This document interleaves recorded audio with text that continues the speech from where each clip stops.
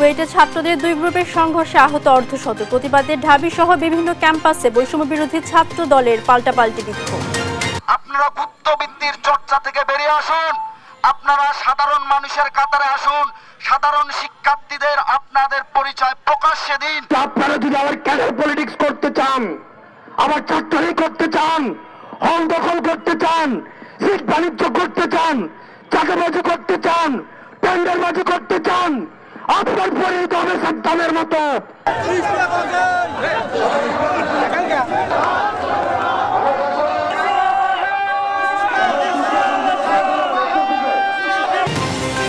তিস্তার পানি বাংলাদেশের মানুষের অধিকার, বললেন তারেক রহমান। ক্ষমতায় গেলে মহাপরিকল্পনা বাস্তবায়নের ঘোষণা। রাষ্ট্র পরিচালনার দায়িত্ব পেলে আগামী দিনে অবশ্যই আমরা অগ্রাধিকার ভিত্তিতে তিস্তা মহাপরিকল্পনা বাস্তবায়নের সব রকম উদ্যোগ আমরা ইনশাআল্লাহ গ্রহণ করব। গণ অভ্যুত্থানের ক্রেডিট নিয়ে বিতর্ক, নীতির ব্যত্যয় ঘটিয়েছে শিবির, বললেন সার্জিস। নিজেদের তুলে ধরতে শত্রু প্রকাশের দাবি সংগঠনটি। এটা তারা তাদের জায়গা থেকে যে নীতির যে জায়গাটি একসাথে থাকার একটি প্ল্যাটফর্মে, সেটিকে তারা ব্যত্যয় ঘটিয়েছে। আমরা নিজেদের অবস্থানকে শক্তিশালীভাবে তুলে ধরার চেষ্টা করছি। জয়পুরহাটে খোলা আকাশের নিচে পড়ে আছে বিভিন্ন মামলার আলামত, নষ্ট হচ্ছে বেশিরভাগ, ন্যায় বিচার ব্যাহত হওয়ার শঙ্কা।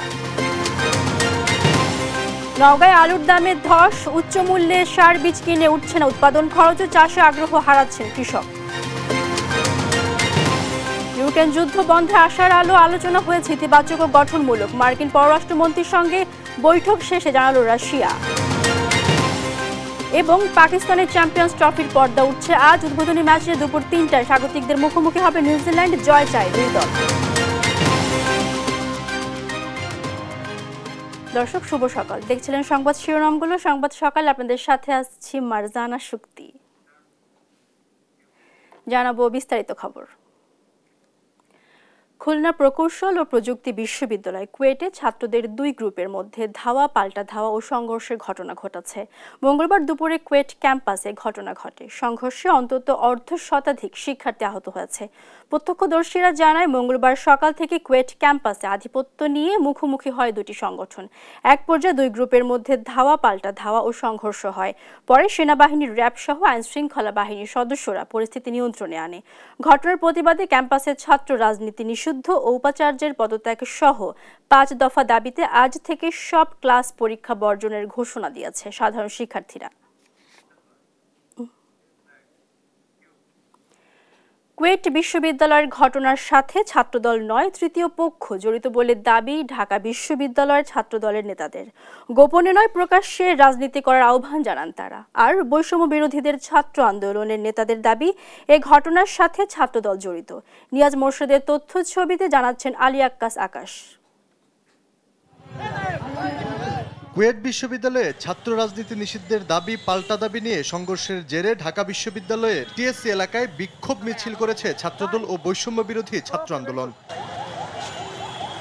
ছাত্রদল কলম ও সাধারণ মানুষের রাজনীতি করে জানিয়ে নেতারা বলেন, দেশের মাটিতে ফেসিবাদের ঠাঁই হবে না, কোনো ফাঁদে পা দিবে না ছাত্রদল। ছাত্র সংগঠন কোন মব কালচারধারী কোন আলবটর বাহিনীর গুপ্তচার ভিত্তিতে কখনো পা দেয় না, কোনো পাতানো ফাঁদে কোনো পা দেয় না। আমি গুপ্ত বাহিনীকে উদ্দেশ্য করে একটা কথা বলতে চাই, প্রিয় ভাইরা, আপনারা গুপ্তবৃত্তির চর্চা থেকে বেরিয়ে আসুন, আপনারা সাধারণ মানুষের কাতারে আসুন, সাধারণ শিক্ষার্থীদের আপনাদের পরিচয় প্রকাশ্যে দিন। বৈষম্য বিরোধী ছাত্র আন্দোলনের নেতারা বলেন, কেউ ছাত্রলীগের মতো সন্ত্রাসী আচরণ করলে তাদের প্রতিহত করা হবে।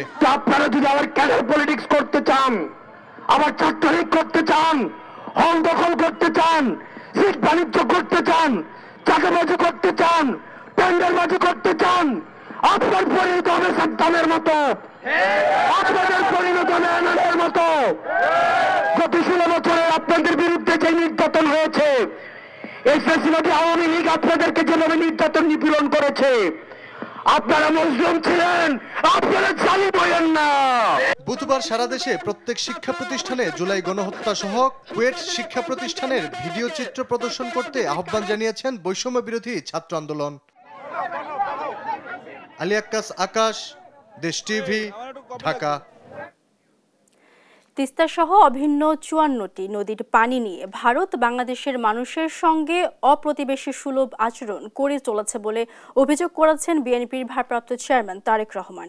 ক্ষমতায় গেলে তিস্তা মহাপরিকল্পনা বাস্তবায়নের প্রতিশ্রুতিও দেন তিনি। দেশের স্বার্থ রক্ষায় পররাষ্ট্রনীতিকে পরিবর্তন প্রয়োজন উল্লেখ করে মঙ্গলবার তারেক রহমান বলেন, দেশে বিশৃঙ্খলা এড়াতেই নির্বাচনের রোডম্যাপ চায় বিএনপি। সাইফুর রিপনের প্রতিবেদন। তিস্তা নদী রক্ষা আন্দোলনের 2 দিনের কর্মসূচির সমাপনী অনুষ্ঠানে প্রধান অতিথি হিসেবে ভার্চুয়ালি বক্তব্য রাখেন বিএনপির ভারপ্রাপ্ত চেয়ারম্যান তারেক রহমান। ভারতের সঙ্গে বাংলাদেশের ৫৪টি যে অভিন্ন নদী, এই নদীর পানির ন্যায্য হিস্সা প্রাপ্তি এটা কোনো কারো করুণার বিষয় নয়, এটা আন্তর্জাতিক আইন অনুযায়ী এটি বাংলাদেশের প্রাপ্য। তিস্তা নদী রক্ষার আন্দোলন তিস্তা মহাপরিকল্পনা বাস্তবায়নকে ত্বরান্বিত করবে বলে মন্তব্য করেন তারেক রহমান। পানি বন্টন নিয়ে আমাদের প্রতিবেশী দেশ বাংলাদেশের মানুষের সাথে অপ্রতিবেশীমূলক আচরণ করেই চলেছে। জনগণের সমর্থনে আল্লাহর রহমতে রাষ্ট্র পরিচালনার দায়িত্ব পেলে আগামী দিনে অবশ্যই আমরা অগ্রাধিকার ভিত্তিতে তিস্তা মহাপরিকল্পনা বাস্তবায়নের সব রকম উদ্যোগ আমরা ইনশাল্লাহ গ্রহণ করব। দেশের স্বার্থ না দেখে পলাতক স্বৈরাচার একতরফাভাবে ভারতকে সুবিধা দিয়ে গেছে দাবি করে তিনি বলেন, দেশটির সঙ্গে করা অসম সব চুক্তি পুনর্বিবেচনা করতে হবে। পলাতক স্বৈরাচারকে আশ্রয় দেওয়া ছাড়া ভারত কি বাংলাদেশকে আর কিছু দিয়েছে? কিচ্ছু দেয় নাই। জোর করে অবৈধভাবে ক্ষমতা দখল করে রাখতে গিয়ে নিজেকে সে তাদের সেবা দাসীতে পরিণত করেছিল। দেশের পররাষ্ট্রনীতি নিয়েও নতুন করে ভাবতে হবে বলে মনে করেন তারেক রহমান। বর্তমান বিশ্বে স্থায়ী শত্রু স্থায়ী মিত্র বলে কিছু নেই, বরং একটা দেশের সঙ্গে অপর দেশের সম্পর্ক হবে পারস্পরিক স্বার্থ রক্ষা, ন্যায্যতা এবং প্রয়োজনের ভিত্তিতে। স্বৈরাচার পালিয়ে যাওয়ায় ভোটের মাধ্যমে জনগণের সরকার প্রতিষ্ঠার সুযোগ তৈরি হয়েছে বলেও জানান বিএনপির ভারপ্রাপ্ত চেয়ারম্যান। গণতন্ত্রের পক্ষের শক্তি কিংবা সরকারের কোনো হঠকারী সিদ্ধান্তের কারণে যাতে এই খুনি পলাতক স্বৈরাচার আর তার দোসররা পুনর্বাসনের সুযোগ না পায়, সে ব্যাপারে আমাদের সকলকে সতর্ক থাকতে হবে। সে ব্যাপারে আমাদের সকলকে ঐক্যবদ্ধ থাকতে হবে অতীতের মতন। জাতীয় নির্বাচন নিয়ে এক এক উপদেষ্টা এক এক রকমের বক্তব্য এই খুনি মাফিয়া চক্রের সামনে বিশৃঙ্খলা সৃষ্টির পথ সুগম করে দেয়। এই জন্যই বিএনপি বারবার এই অন্তর্বর্তীকালীন সরকারের প্রতি তাদের কর্মপরিকল্পনার রোডম্যাপ ঘোষণা করার আহ্বান জানিয়েছে, প্রতিবার আহ্বান জানিয়েছে। দেশবাসীর ভোটে বিজয়ী হলে তিস্তার পানি সমস্যা সহ সব সংকট সমাধানে বিএনপি কাজ করবে বলে জানান দলটির ভারপ্রাপ্ত চেয়ারম্যান তারেক রহমান। সমাধান করার আমরা সুযোগ পাবো ইনশাআল্লাহ। সাইফুল রিপন, দেশ টিভি, ঢাকা। আগামী ডিসেম্বর থেকে পরের বছর জুনের মধ্যে জাতীয় সংসদ নির্বাচন হতে পারে, একথা জানিয়েছেন পরিবেশ উপদেষ্টা সৈয়দ রিজওয়ানা হাসান। মঙ্গলবার বিকেলে রাজধানীর গুলশানে এক সেমিনারে তিনি বলেন, অন্তর্বর্তী সরকারের এর চেয়ে বেশি মেয়াদ বাড়ানোর সুযোগ নেই। আমাদের প্রধান উপদেষ্টা মহোদয় তো বলেই দিয়েছে, কে কোথায় রিফর্ম চায়, কে কোথায় না বলে, এটা সবই আপনারা জানতে পারবেন। যদি আমরা দেখি যে ঐক্যমতের প্রক্রিয়া ভালোভাবে আগাচ্ছে, তাহলে তো খুব তাড়াতাড়ি রিফর্ম করে ফেলা সম্ভব। ঐক্যমতের প্রক্রিয়াটাকে বাধাগ্রস্ত করলে, ওইটাকে বিতর্কিত করলে তখনই বরং দেরি হওয়ার সম্ভাবনা থাকে। কিন্তু আমি আবারও বলছি যে বলেই দেওয়া হয়েছে ডিসেম্বর থেকে জুনের মধ্যে, এর বাইরে যাওয়ার আর কোনো সুযোগ নেই। ক্ষমতার খায়েশ থাকলে পদত্যাগ করে নির্বাচনে অংশ নিতে অন্তর্বর্তী সরকারের প্রতি আহ্বান জানিয়েছেন বিএনপির মহাসচিব মির্জা ফখরুল ইসলাম আলমগীর। বুধবার যশোর টাউন হল ময়দানে জেলা বিএনপির সমাবেশে একথা বলেন তিনি। এ সময় স্থানীয় সরকার নির্বাচন জনগণ আগে চায় না বলেও দাবি করেন মির্জা ফখরুল। নিত্যপণ্যের মূল্য নিয়ন্ত্রণ, আইনশৃঙ্খলা পরিস্থিতির উন্নতি, নির্বাচনী রোডম্যাপ ঘোষণা, ফ্যাসিবাদদের নানা চক্রান্তের অপচেষ্টা মোকাবিলা সহ বিভিন্ন জনদাবি নিয়ে কথা বলেন তিনি। দ্রুত সংস্কার শেষ করে নির্বাচিত সরকারের কাছে ক্ষমতা হস্তান্তরের আহ্বান জানান বিএনপি মহাসচিব।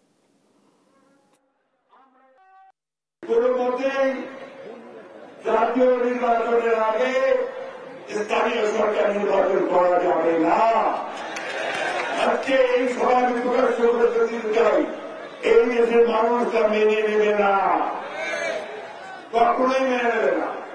সুতরাং অন্তর্বর্তীকালীন সরকারের প্রধান বলতে চাই, উপদেষ্টা বলতে চাই, আপনাদের যদি কোনো খায়েশ থাকে, যারা সরকারে থাকতে চান, ক্ষমতায় থাকতে চান, দয়া করে পদত্যাগ করে যে দল করতেছেন সে দল করেন, নির্বাচন করেন, জনগণের সামনে আসেন।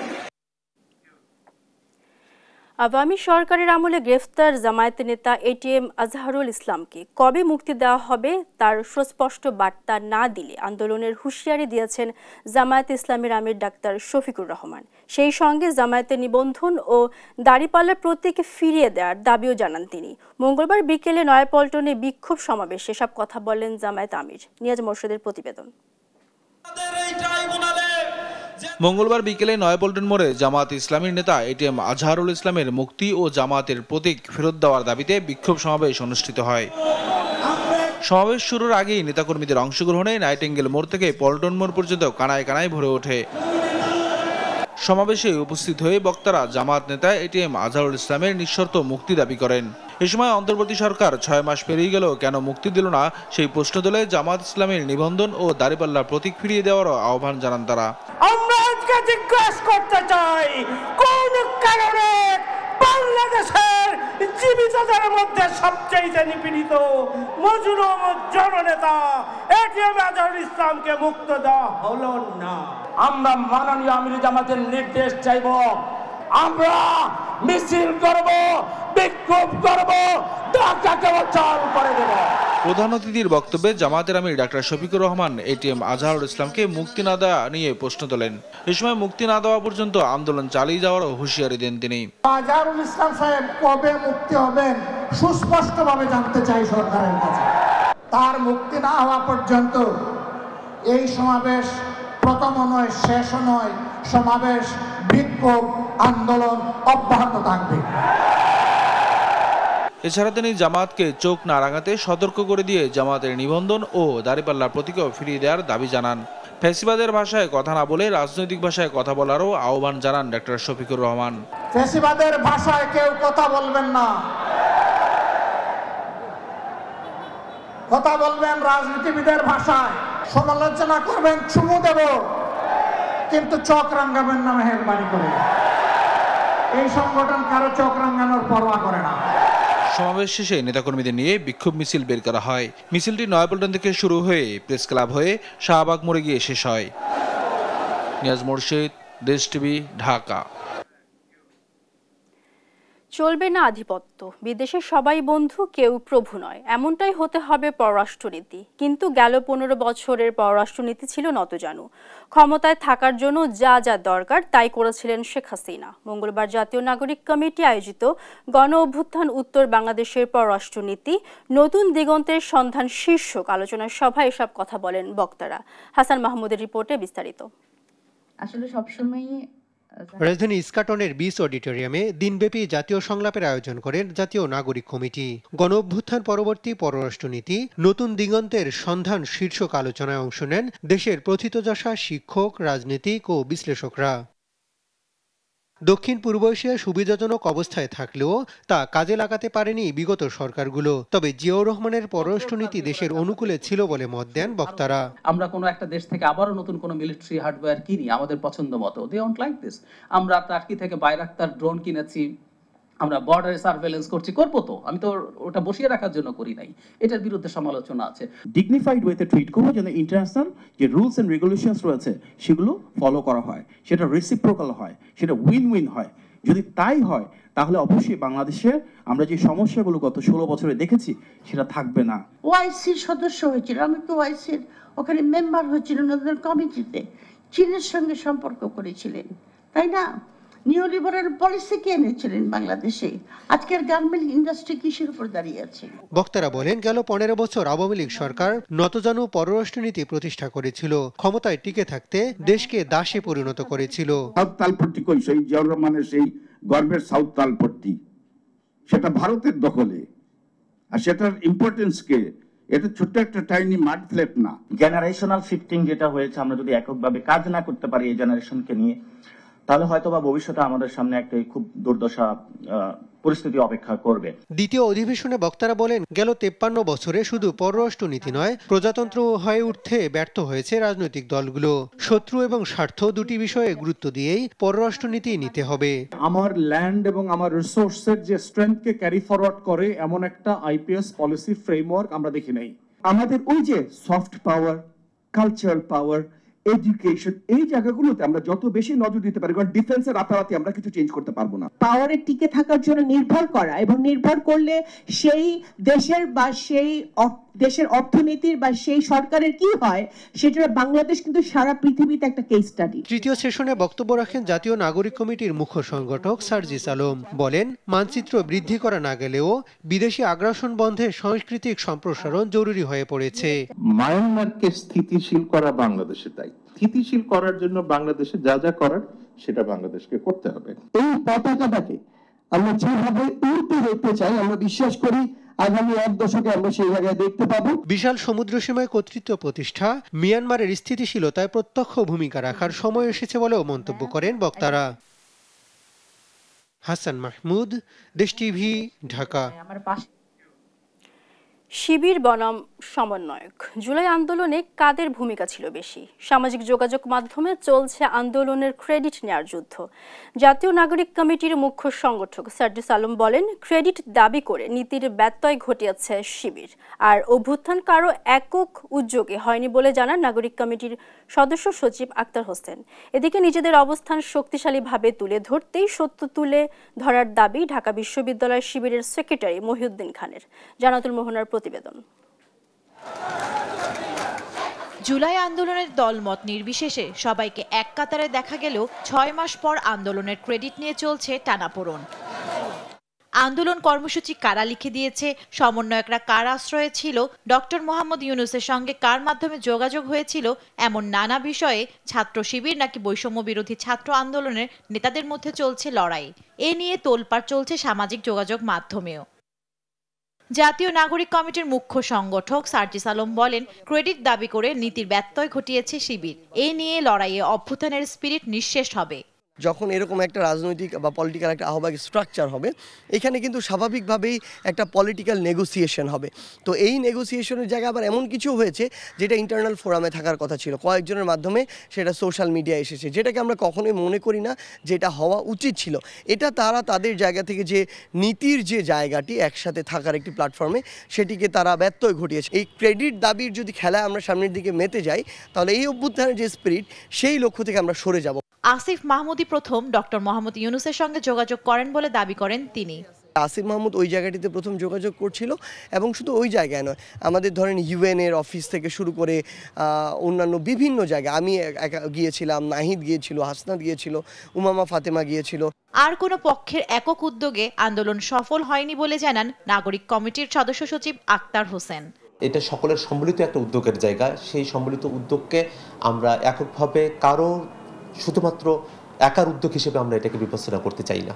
গণ অভ্যুত্থানের 6 মাস পর কেন ক্রেডিট নিয়ে বিতর্ক উঠছে, এমন প্রশ্নের জবাবে ঢাকা বিশ্ববিদ্যালয় শিবিরের সেক্রেটারি মহিউদ্দিন খান বলেন, নিজেদের অবস্থান শক্তিশালীভাবে জানান দিতেই সত্য তুলে ধরছেন তারা। এটা ক্রেডিট ভাগাভাগির কোনো বিষয় নয়, বরং যার যে স্টেক ছিল সেই স্টেকটা ক্লেম করার একটা বিষয়। আমরা নিজেদের অবস্থানকে শক্তিশালীভাবে তুলে ধরার চেষ্টা করছি। তবে সবার অংশগ্রহণ না থাকলে ফ্যাসিস্ট পরাজিত করা কারো একার পক্ষে সম্ভব ছিল না বলেই জানান তারা। জান্নাতুল মোহনা, দেশ টিভি, ঢাকা। ঝিনাইদহ 3 আসনের সাবেক এমপি সালাউদ্দিন মিয়াজিকে গ্রেফতার করেছে যৌথ বাহিনী। গতরাতে যশোর সদর উপজেলার শ্যামলছায়া পার্ক থেকে তাদেরকে আটক করা হয়। এর আগে শ্যামলছায়া পার্কে সালাউদ্দিন মিয়াজি ও তার শ্যালক অবস্থান করছেন এমন খবরে মঙ্গলবার সন্ধ্যা থেকে রাত 11:15 পর্যন্ত পার্কটিকে অবরুদ্ধ করে রাখে উত্তেজিত ছাত্র জনতা। পরে খবর পেয়ে যৌথ বাহিনীর সদস্যরা ঘটনাস্থলে গিয়ে তাদেরকে আটক করে পুলিশের কাছে হস্তান্তর করা হয়। তিনি সাবেক প্রধানমন্ত্রী শেখ হাসিনার সামরিক সচিবও ছিলেন।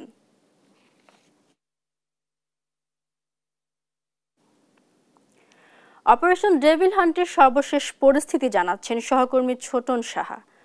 ছোটন, এখন পর্যন্ত কতজন গ্রেফতার হয়েছেন আমাদের জানাবেন। অপারেশন ডেভিল হান্টের যে কার্যক্রম সেটি কোস্টগার্ড সহ যৌথ বাহিনীর সেই অভিযান কিন্তু চলমান রয়েছে এবং গত রাতে আমরা দেখেছি কোস্টগার্ডের যে অভিযান সেই অভিযানে কিন্তু আওয়ামী লীগ নেতা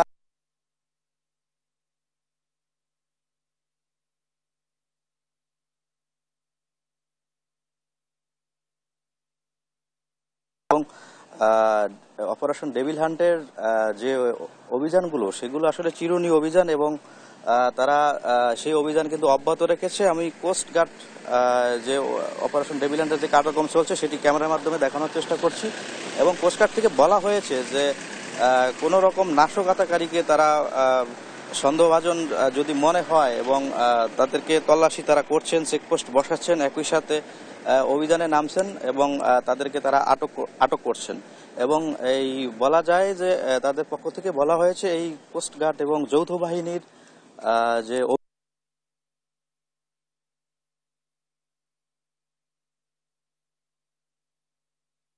সাথে সম্পৃক্ত থাকবে এবং যাদেরকে সন্দেহভাজন মনে হবে তাদেরকে তারা আটক করবে এমনটি কিন্তু কোস্টগার্ডের পক্ষ থেকে বলা হয়েছে। তো এই যে অভিযান, এই অভিযানে কিন্তু নৌবাহিনী, র্যাব, কোস্টগার্ড, পুলিশ সহ যে অন্যান্য আইন শৃঙ্খলা রক্ষাকারী বাহিনী রয়েছে তারা কিন্তু সম্পৃক্ত রয়েছে এবং তাদের যে অভিযান সেটি কিন্তু অব্যাহত রয়েছে। বলার যে 7টি উপজেলা এবং 10টি থানা সকল পয়েন্টগুলোতে কিন্তু এই যে অপারেশন ডেভিল হান্টের যে অভিযানগুলো সেগুলো চলছে এবং আমরা জেনেছি যাদেরকে তাদের নাশকতাকারী হিসেবে সন্দেহ হচ্ছে তাদেরকে কিন্তু তারা আটক করছে এবং তাদেরকে পরবর্তীতে থানাগুলোতে কিন্তু হস্তান্তর করছে। তো এই মিলিয়ে সব মিলিয়ে বলা যায় এই বেশ কয়েকদিনে এই আটকের সংখ্যা কিন্তু দাঁড়িয়েছে 30 থেকে 32 জনে কিন্তু দাঁড়িয়েছে এবং বলা হয়েছে পরবর্তী নির্দেশ না দেওয়া পর্যন্ত অপারেশন ডেভিল হান্টের যে কার্যক্রম সেটি তাদের চলমান থাকবে। তো এ ছিল আমার কাছে ভোলাতে যে অপারেশন ডেভিল হান্ট চলছে যৌথ বাহিনীর তা নিয়ে সর্বশেষ তথ্য। ফিরে যাচ্ছি স্টুডিওতে।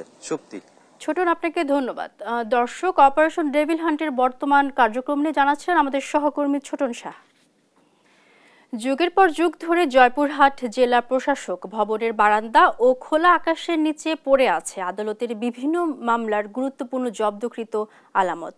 অযত্ন আর অবহেলায় আলামতগুলো বেশিরভাগই নষ্ট হয়ে যাচ্ছে।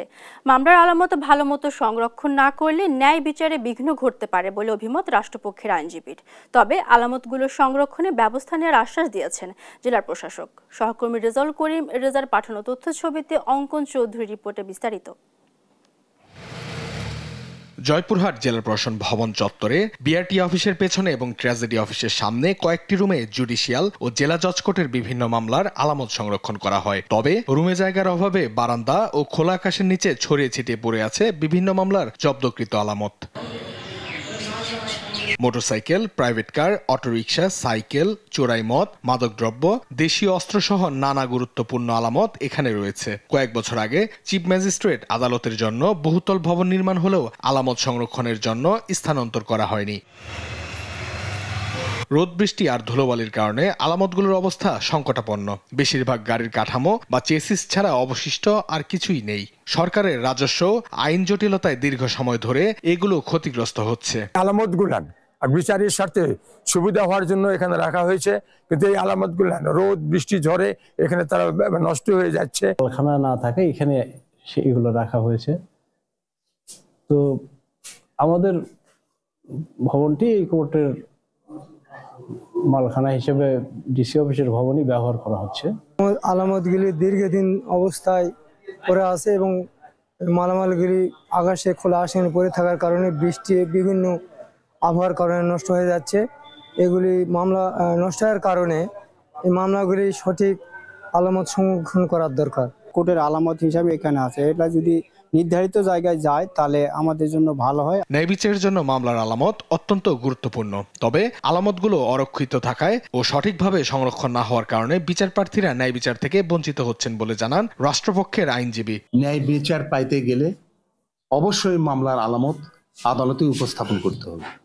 এই আলামতগুলো আমাদের জেলা জজ এবং চিফ জুডিশিয়াল ম্যাজিস্ট্রেটের আন্ডার থেকে তার তত্ত্বাবধান থাকে, জেলা প্রশাসকের তত্ত্বাবধান আছে। এদিকে অযত্নে পড়ে থাকা আলামত সংরক্ষণে ব্যবস্থা নেওয়ার আশ্বাস দেন জেলা প্রশাসক। আমরা জেলা জাজ স্যারের সাথে দেখা করেছি, জেলা জাজ স্যার এটা নিয়ে খুবই পজিটিভলি আশ্বস্ত করেছেন যে বিধি মোতাবেক স্যার এটা পরিদর্শন করে আইনসম্মতভাবে এটা কিভাবে ডিসপোজাল করা যায় সেই ব্যবস্থা নিয়ে। প্রায় 3 দশক ধরে জেলা প্রশাসন চত্বরে প্রায় 17,000 আলামত পড়ে রয়েছে। ন্যায় বিচারের স্বার্থে এসব আলামত দ্রুত সংরক্ষণের দাবি সচেতন মহলের। নিউজ ডেস্ক, দেশ টিভি। নওগাঁয় ধস নেমেছে আলুর দামে। উচ্চ মূল্যের সার বীজ কিনে চাষ করে উঠছে না উৎপাদন খরচ। বিশ্লেষকরা বলছেন ন্যায্য মূল্য না পেলে আলু উৎপাদনে আগ্রহ হারাবেন কৃষকরা। কাজী কামাল হোসেনের তথ্য ছবিতে বিস্তারিত জানাচ্ছেন শামীম হোসেন। লাভের আশায় চলতি মৌসুমে আলুর চাষ বাড়িয়েছেন নওগাঁর কৃষকরা। ফলনও হয়েছে ভালো, তবে দামে ধস নামায় আলু এখন কৃষকের গলার ফাঁস। কৃষকরা বলছেন এবছর বীজ, সার, কীটনাশক ও শ্রমিকের খরচ বাড়াতে বেড়েছে উৎপাদন ব্যয়। প্রতি কেজি আলু উৎপাদনে খরচ হয়েছে গড়ে 20 টাকা, আর স্থানীয় বাজার বিক্রি হচ্ছে 10 থেকে 15 টাকায়। এতে আলু বিক্রি করে লোকসান গুনতে হচ্ছে কৃষকদের। সার, ফসফেট, ওষুধ, যে ওষুধগুলো, কীটনাশকগুলো, এগুলোর তো দাম বেশি। 1 কেজি আলুতে মোটামুটি 20 থেকে 22 টাকা আমাদের ইন টোটাল খরচা। বাজারজাত করতে যাই আমরা 10 থেকে 12 টাকা, 15 টাকা সর্বোচ্চ বেচতেছি। 400-500 টাকা মন আদা দিই, মানে লস। সুশীল সমাজের প্রতিনিধিরা বলছেন অপরিকল্পিত বাজার ব্যবস্থাপনার কারণে ন্যায্য মূল্য পাচ্ছেন না কৃষকরা। এতে আলু উৎপাদনে আগ্রহ হারাবেন তারা। ভরা মৌসুমের পরে আবার সিন্ডিকেটরা আলুর উপর নিয়ন্ত্রণ নেবে, তখন এর দাম 3 গুণ 4 গুণ বেড়ে যাবে। এবং বাজার তদারকিটাকে জোরদার করা এবং সিন্ডিকেট ব্যবস্থাটাকে একেবারে নির্মূল করা। ন্যায্য দাম নিশ্চিতে আলু সংরক্ষণ ও বিদেশে রপ্তানির পরামর্শ কৃষি কর্মকর্তার। দেশীয় পদ্ধতিতে ঘরে 3 থেকে 4 মাস আলু সংরক্ষণ করা যায়। কৃষক এই দেশীয় পদ্ধতিতে তাদের ঘরে আলু সংরক্ষণ করবে। পাশাপাশি নীতি নির্ধারণী পর্যায়ে আমাদের পরামর্শ যে আমাদের এই আলু যদি বিদেশে রপ্তানি করা যায়, বিদেশের বাজারটাকে যদি সুন্দর করে ধরা যায়, তাহলে কৃষক এখান থেকে একটা ভালো বাজার মূল্য পাবে। চলতি মৌসুমে নওগাঁয় প্রায় 26,000 হেক্টর জমিতে চাষ হয়েছে বিভিন্ন জাতের আলু, যেখানে উৎপাদনের লক্ষ্যমাত্রা 4,75,000 টন। নিউজ ডেস্ক, দেশ টিভি। দুর্ভিক্ষের ছবি এঁকে আন্তর্জাতিক খ্যাতি পাওয়া শিল্পাচার্য জয়নুল আবেদিনের চুরি হওয়া 17টি চিত্রকর্মের মধ্যে 10টি উদ্ধার হলেও হদিস মেলেনি বাকি 7টির। এতে শিল্পীদের মনের অপূর্ণতার দাগ কাটছে না কোনোভাবেই। ছবিগুলো উদ্ধারে প্রশাসনকে তৎপর হওয়ার দাবি সবার। ময়মনসিংহ প্রতিনিধি ইলিয়াস হোসেনের তথ্য ছবিতে আরও জানাচ্ছেন হিমেল। 1975 সালে ময়মনসিংহ নগরীর পুরাতন ব্রহ্মপুত্র নদের পার ঘেঁষে 3.19 একর জায়গা জুড়ে গড়ে ওঠে শিল্পাচার্য জয়নুল আবেদিন সংগ্রহশালা। প্রথমে 70টি চিত্রকর্ম স্থান পেলেও বর্তমানে 189টি প্রদর্শনীতে আছে। 1992 সালে অতি আকর্ষণীয় 17টি ছবি চুরির অভিযোগ উঠে শিল্পীর বন্ধু ইকবাল হোসেনের বিরুদ্ধে। পরে 1994 সালে 10টি ছবি উদ্ধার করা গেলেও এখনো খোঁজ মেলেনি বাকি 7টির। সংগ্রহশালা হওয়ার পর ইকবাল সাহেব ছবিগুলি জুলাই গেছিলেন, এরপরে উনি আসেন নাই। তার 1992 সনে ছবিগুলি 17টি ছবি চুরি হয়। তারপরে 94 সময় 10টা ছবি পাওয়া যায়। ছবিগুলি পাওয়া গেলে আমি তৃপ্তি পেতাম আর কি। শিল্পাচার্যের প্রতি অবহেলার কারণেই এখনো লুট হওয়া চিত্রকর্মগুলো উদ্ধার হয়নি বলে অভিযোগ এই চিত্রশিল্পীর। শিল্পাচার্যের প্রতি যে আমরা একটা অবহেলা, যে কাজগুলো আমরা এখনো উদ্ধার করতে পারি নাই, এটা আমাদের চরম ব্যর্থতা। অমূল্য ছবিগুলোর উদ্ধারে জোর দাবি জানান শিল্পাচার্য জয়নুল আবেদিন সংগ্রহশালার সহকারী কিপার। এত অমূল্য সম্পদ, জয়নুল আবেদিনের শিল্পকর্মগুলো অমূল্য। এই ছবিগুলো যদি সবগুলো এখানে প্রদর্শন করা যেত বা তারা যদি দেখার সৌভাগ্য পেতেন, সেই ক্ষেত্রে তারা আরো অনেক বেশি সমৃদ্ধ হতেন। গেল বছর যুক্তরাজ্যে শিল্পাচার্য জয়নুল আবেদিনের একটি চিত্রকর্ম 8,25,00,000 টাকায় বিক্রি হয়। কাগজের উপর কালো কালির রেখা ও ওয়াশে করা চিত্রকর্মটি ছিল 1970 সালের। নিউজ ডেস্ক, দেশ টিভি।